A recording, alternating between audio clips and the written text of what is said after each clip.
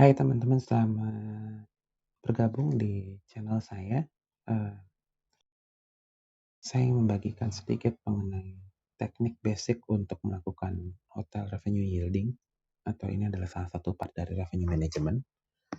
Dengan harapan semoga teman-teman yang saat ini sedang dirumahkan bisa tetap belajar, untuk bisa menggunakan waktu untuk belajar, untuk menambah kompetensi teman-teman. Karena ke depannya hotelier ini akan sangat kompetitif di dalam mencari tenaga kerja, so pastikan teman-teman memahami benar salah satu prinsip dasar perhotelan, yaitu hotel revenue management, dalam hal ini teknik yielding.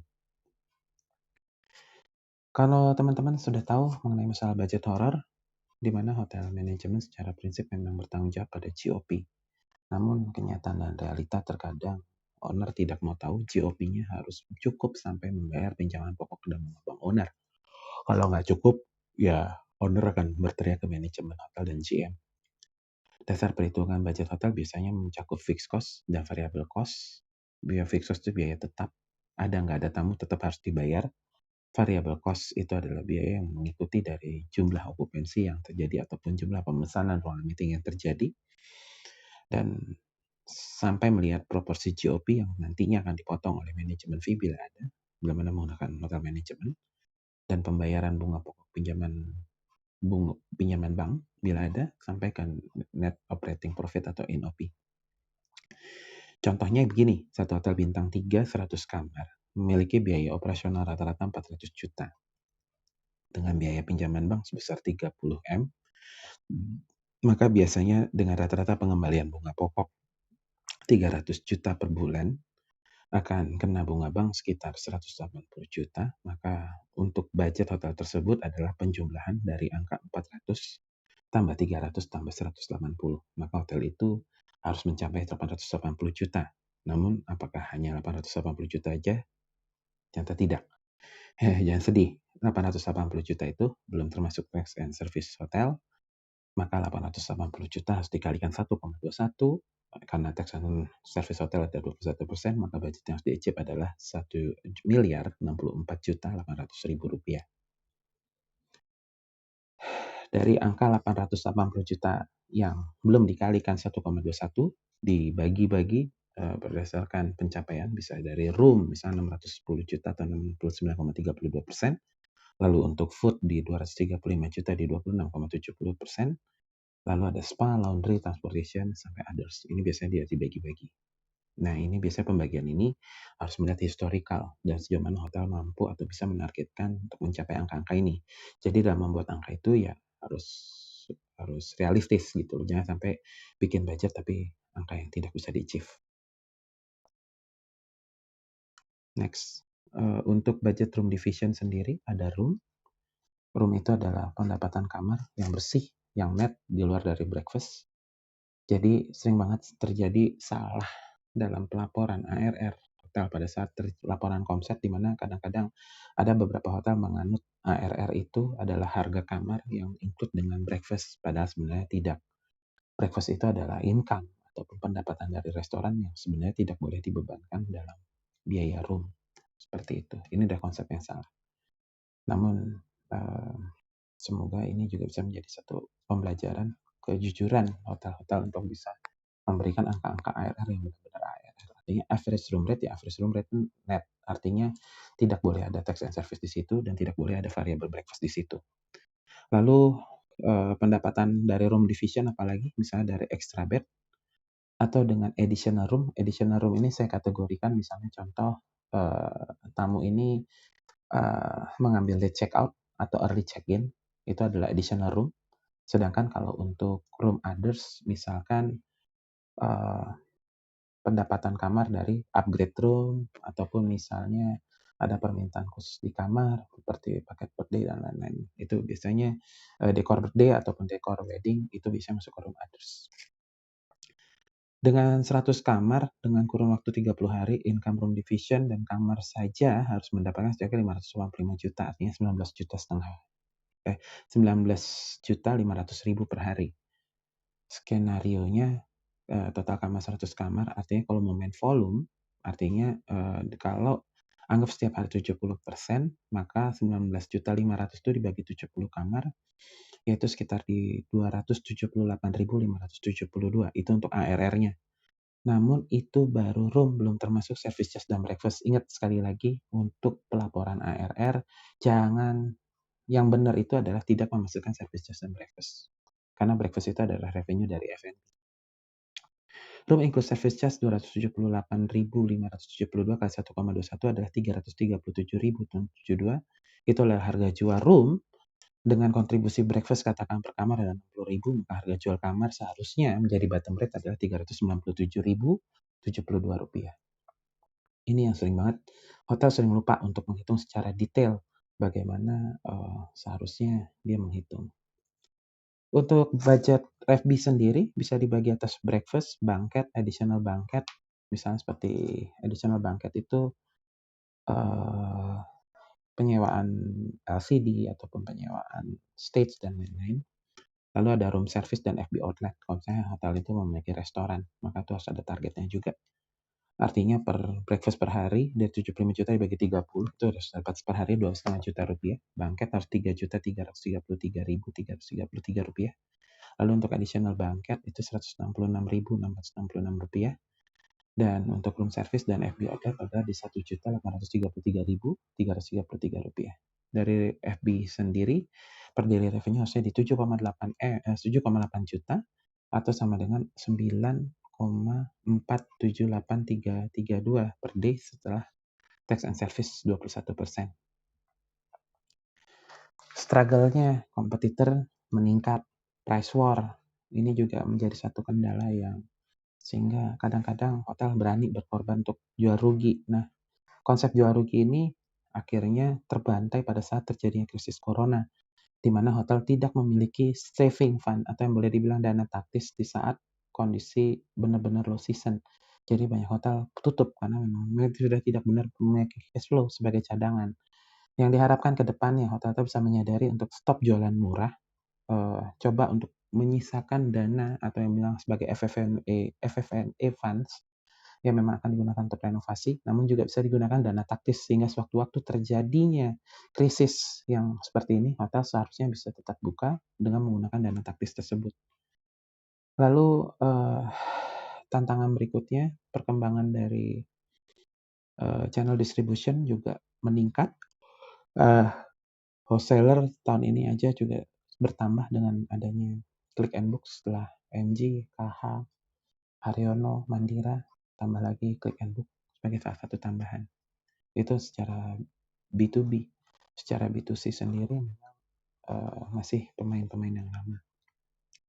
Untuk hotel price, karena channel distribution meningkat, harga kelihatan sangat transparan dan sebenarnya bisa membentuk sebagai uniform. Artinya begini, yang bintang 3, ya udah ikutin aja harga sama bintang 3, ngapain ngambil bintang 2. Itu menjadi satu catatan kunci. Atau bintang 4, janganlah mengambil harga bintang 3. Kan udah ada uniformnya. Selebih dan sekurangnya, harga Anda itu adalah patokan untuk itulah unique selling point Anda. Artinya, kalau memang, karena kan tamu sekarang juga pintar gitu. Kalau misalnya kamu jualan harga murah, kamu selalu mempertanyakan harga murah itu saya dapat apa. Kalau memang bintang 4 jualan harga bintang 3, itu kadang-kadang menjadi pertanyaan kamu. Seperti itu. Memang kadang-kadang tamu itu oportunis, bisa mendapatkan hal itu. Tapi coba bayangkan, hotel sebelah dia bisa dapat harga lebih tinggi dari Anda, kenapa Anda harus jual lebih murah? Itu yang menjadi dasar pertimbangan. Tantangan lagi, sales-nya hotelnya benar-benar handle tamunya dengan baik atau tidak. Artinya follow up, pengejaran leads dan lain-lain itu harusnya bisa direspon dan bisa ditanggapi dengan cepat gitu, bukan malah lambat. Sales personnya malah mengejar banyak leads tapi lupa follow up dan sebagainya. Konsep yielding itu umumnya terjadi didasarkan pada formula dari supply dan demand, di mana kalau demand naik, price naik, demand turun, harga turun. Secara off season, low price booking itu bisa diterima, namun dalam peak season, harga tinggi yang harusnya bisa diambil. Dalam masa sibuk atau masa peak season ini, upselling itu direkomend. Namun Juga tetap harus melihat bahwa ada beberapa klien yang sebenarnya dalam peak season juga harus diterima, itu untuk maintenance relationship. Untuk yielding management team sendiri itu harusnya bekerja sama, jadi bukan sales doang, bukan reservation atau e-commerce doang, ataupun room division semua, itu adalah kerja tim. Artinya semua tim harus tahu harga jualnya berapa, dia bisa menjual harga berapa sehingga harganya tidak terjadi overlap atau tidak terjadi overlap sehingga bisa berpotensi untuk menjualnya masing-masing. Untuk setiap fungsi yang ada di tim itu pertama adalah memprediksi permintaan kamar atau demand room-nya diprediksi, lalu untuk mempertimbangkan untuk apakah mengambil transient ataupun grup, itu juga harus duduk bareng. Artinya kalau mau ngambil grup, kerugiannya apa, keuntungannya apa. Kalaupun memang ingin fokus di transient, keuntungannya apa, kekurangannya apa. Itu harus dibahas secara yielding management team. Fokusnya adalah bagaimana yielding ini harus meningkat. Lalu untuk bagaimana tingkat harganya untuk buka ataupun tutup secara allotment, barnya di-decision-kan untuk selanjutnya adalah mengambil feedback secara berkala atau melakukan sesi sesi feedback sehingga bisa tahu ke depannya mau ngapain. Lalu untuk secara penghitungan statistik yang penting adalah historical data per segment. Jadi artinya saya selalu suka istilah menggunakan yang namanya account management profiling (AMP). Itu harusnya bisa tahu kliennya dari mana aja, segmen apa aja, berapa room night-nya, dan per bulan bagaimana. Itu harusnya ditebak atau bukan ditebak, artinya bisa dianalisa karena polanya kemungkinan bisa sama. Lalu statistik count kedua adalah bagaimana forecast room yang kiranya akan didapatkan, artinya tentatif bookings bisa dilihat, lalu tentatif reservation yang masuk itu juga bisa dianalisa. Artinya on the book-nya sudah berapa sih hotel yang terima gitu loh. Lalu untuk historical business volume at different rate, artinya dengan adanya diferensiasi harga harus dilihat volumenya bagaimana. Jangan nanti sales sibuk jualan murah, nggak taunya ya volumenya dikit ya buat apa, mendingan kamarnya dijual misalnya di channel lain yang bisa mendapatkan revenue tinggi. Ingat, revenue tinggi sama dengan service charge tinggi buat teman-teman di hotel. Lalu tetap melakukan feedback session untuk mencari pengembangan di masa mendatang. Elemen dari hotel marketing sendiri itu berdasarkan popularitas, otomatis di sini ada visibility, artinya hotel harus bisa melihat visibility-nya. Baik itu di OTA-nya, baik itu di direct booking-nya, artinya visible gitu loh. Gimana hotel bisa visible? Gimana hotel bisa diingat gitu loh? Kalau misalkan salesnya sendiri tidak proaktif untuk memperkenalkan hotelnya.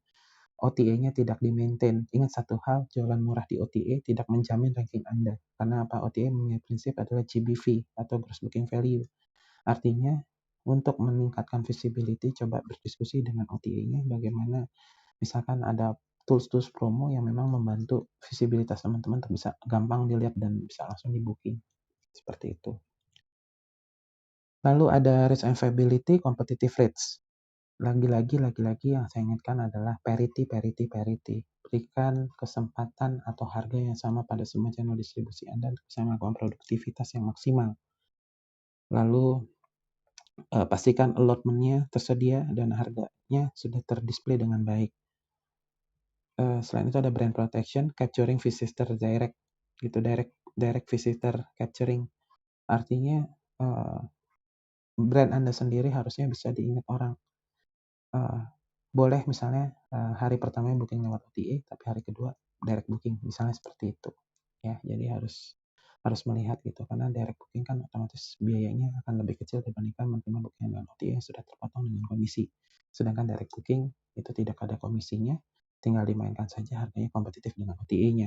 Kadang-kadang gregetan aja, tamu walk-in ditawarin harga 500, padahal harga OTA-nya 400. Akhirnya tamu duduk manis di lobby dan voucher OTA-nya keluar, kan kasihan. Padahal kalau seandainya katakanlah dikasih harga 400, 400-nya yang terima dari OTA belum dipotong komisi, sedangkan 400 yang diterima hotel adalah net. Lalu desain converting into guest, artinya manfaatkan marketing design itu untuk bisa mengkonversi dari tamu yang tadinya cuman kira-kira menjadi confirm, seperti itu. Jadi bagaimana mendesain segala macam bentuk collateral marketing sehingga tamu-tamu itu langsung confirm di hotel Anda, seperti itu. Holistic optimization itu ada harga harian atau juga bisa dibilang harga yang berdasarkan length of stay ataupun harga yang berdasarkan to continuous, artinya bisa menghasilkan kontrak rate dan lain-lain. Nah, ini biasanya dibagi lagi atas advance purchase atau orang bisa booking beberapa hari sebelum kedatangan. Ada best available rates, lalu ada loyalty program, jadi harga member itu khusus. Harga corporate berdasarkan kontrak rate atau continuous pricing tadi. Lalu ada promotional ataupun packages. Ini bisa diatur. Lalu itu secara pricing. Lalu bagaimana data untuk menunjang pricing ini harus dilihat dari harga kompetitor berapa, harga market datanya, lalu secara market data sendiri bagaimana, reputation hotel Anda itu berpengaruh pada pricing Anda. Artinya kalau reputasi Anda bagus, ngapain Anda harus yang harga murah gitu loh. Kalau sebelumnya dengan harga 500 Anda bisa mendapatkan reputasi hotel bagus, buat apa Anda menurunkan harga sampai 400.000 misalnya, seperti itu. Dan yang terakhir adalah data di hotel sendiri, itu sudah dimaksimalkan untuk melakukan retention dan lain-lain. Untuk yielding management hotel application, portal programnya, aplikasinya bisa lewat weekday weekend rate, lalu long weekend rate, lalu ada high season surcharge, peak season surcharge, bundling room package rate, ada special Sunday Monday sumo, escape rate, room only promo rate, early bird promo rate, same day arrival promo rate, last minute booking promo rate, lalu ada long stay rate, lalu ada business deal rate. Business deal itu biasanya buat corporate yang nggak punya kontrak rate, bisa langsung check-in dengan menggunakan business deal package. Lalu ada nationality atau local people rate, ini bisa promo KTP dan lain-lain. Harganya harga member, room mandatory dengan gala dinner rate, misalnya ini untuk malam tahun baru. Room mandatory misalnya dengan one way shuttle to airport ataupun train station rate, misalnya kalau hotel dekat dengan bandara ataupun dengan stasiun kereta api. Untuk OTA sendiri ada Expedia, Hotel Venere, Etorbits, dan e-bookers itu adalah part dari Expedia. Ada Booking.com, HRS, Agoda, Hotels.com, lalu ada Traveloka, ada peggy.ticket.com, ya. Lalu untuk meta search itu pasti teman-teman sudah tahu Google, ada Hotel Finder, Google Hotel Finder, lalu ada Trivago, Kayak ataupun TripAdvisor. Website hotel diusahakan juga ada mobile-nya. Jadi kadang-kadang tamu kan lebih suka untuk mobile. Untuk sosial media, Facebook, Instagram, YouTube, dan lain-lain itu harus dimanfaatkan. GDS itu ada Amadeus, Travelport, ataupun Sabre. Ini biasanya untuk hotel-hotel melakukan bidding yang berdasarkan RFP ataupun RFQ. Lalu terakhir adalah untuk wholesale. Kita sudah tahu ada situ ada MG Bed Bank, ada Haryono, ada KH, ada juga Click and Book. Selain itu juga ada terkenal ada Turico, Hotelbeds ataupun GTA. Hotelbeds dan GTA sudah menjadi satu sekarang. Room allotment orang udah manage gitu loh, dan biasakan untuk membagi pada allotment yang sebagai allotment dasar ataupun harga yang memang bottom rate untuk dijual sebagai basic. Ini dulu lah allotment kamar yang harus dipenuhi. Lalu ada fixed allotment, artinya setelah kamar Anda sudah mencapai budget yang ditentukan, sudah mulai ada satu fixed allotment untuk harga khusus yang memang lebih tinggi dibandingkan base allotment ataupun upselling allotment. Bila mana cost ada sudah 60 ataupun 70%. Yield your revenue, not make your revenue bleed. Ya, revenue itu di yielding, bukan buat hotel itu berdarah gitu loh. Base allotment zone-nya bisa dibagi berdasarkan okupansi di bawah 50%, atau okupansi 50-75 ataupun 75%. Ad hoc group biasanya masuk di 50% untuk memenuhi basic allotment pertama, 50 kamar pertama misalnya dari konsep atau menulis 100 kamar. Tamu long stay itu bisa masuk ke base allotment zone. B2B travel agent jelas itu masuk ke base allotment. Lalu ada low season, repeater guest, direct travel agent, lalu ada airlines crew. Kalau saya kerja sama airlines, ada OTA, OPEC, misalnya OTA itu memiliki harga-harga tersembunyi, misalnya harga package dengan yang sudah dibanding dengan tiket pesawat misalnya, seperti itu. Lalu ada OTA early bird 7 to 14 days before arrival ataupun harga owner. Tapi jangan sedih juga, kadang-kadang owner juga nggak mau harga murah juga, dia masuk ke fixed allotment zone yang 50-75%. Untuk OTA last minute sale, saya selalu merekomend jangan dijual murah. harus tetap lebih tinggi, artinya berarti hotel harus menghargai tamu-tamu yang udah booking terlebih dahulu. Masa tamu yang udah booking lebih dahulu harga lebih mahal daripada hotel yang hari ini. Lalu harga government, karena government tuh pagu, usahakan sesuaikan dengan pagunya. Lalu ada harga corporate, FIT by prior reservation, repeater guest, website, membership, walk-in ataupun owner. Nah, sebenarnya untuk harga OTA sendiri itu ada high and peak season period. Artinya ya jangan dijual murah karena ingat OTA itu ada harga yang ada komisinya. Lalu ada juga beberapa corporate yang memang untuk top level ya udah kasih aja harga mahal, ataupun memang tipe kamar yang memang lebih lebih tinggi kategorinya itu yang dikasih ke situ untuk corporate yang high level. Lalu ada harga walk-in dan website. Pastikan ini semua berjalan. Disiplin. Artinya hotel percuma bikin barnya banyak tapi hotelnya nggak disiplin. Tiba-tiba pengennya begini, okupansi udah 70, tetap aja masuk harganya yang murah juga, ya percuma gitu loh. Artinya yielding Anda nggak berhasil. Revenue chart channel, ada walk-in, call-in reservation, repeat guest, ada website, lalu ada OTA, tier yang berdasarkan last minute, opak, lalu ada receptive opak to B2C, ada meta advertising, dan sebagainya bisa dilihat di sini. Ada grup government, ada travel agent independent. Ya, ini satu contoh yang lama sebenarnya, tapi ini bisa membuat sebagai reminding aja bahwa sebenarnya ini loh sebenarnya. Terima kasih teman-teman. Semoga materi hari ini bisa menjadi pembelajaran yang berharga buat teman-teman. Terima kasih, tetap semangat. Kita bersama-sama melewati COVID-19 ini. Terima kasih, selamat berjumpa kembali. Bye.